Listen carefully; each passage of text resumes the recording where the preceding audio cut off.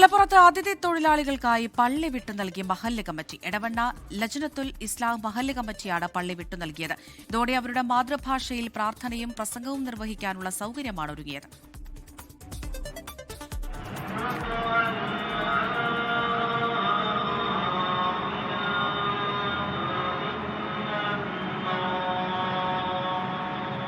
എടവണ്ണയിൽ നേരത്തെ ഉണ്ടായിരുന്ന നിസ്കാരപ്പള്ളിയാണ് നവീകരിച്ച് ജുമാ മസ്ജിദാക്കി മാറ്റിയത്.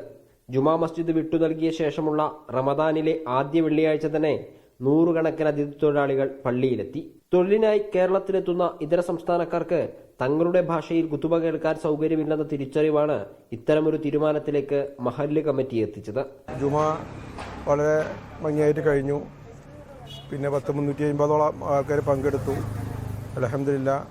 ഏതായാലും പിന്നെ നമ്മൾ അന്ന് ഉദ്ഘാടനത്തിൽ അന്ന് പറഞ്ഞ രൂപത്തിൽ ഇത് ഹിന്ദിക്കാർക്ക് വേണ്ടിയിട്ടുള്ളൊരു കുത്തിവായിരുന്നു. ഉറുദുവിൽ കംപ്ലീറ്റ് വിശദമായിട്ട് സംഗതികൾ പറഞ്ഞു. അൽഹംദുലില്ലാ. ഉത്തരേന്ത്യൻ സ്വദേശി ഹാഫുൽ റംസാൻ കുതുബയ്ക്ക് നേതൃത്വം നൽകി.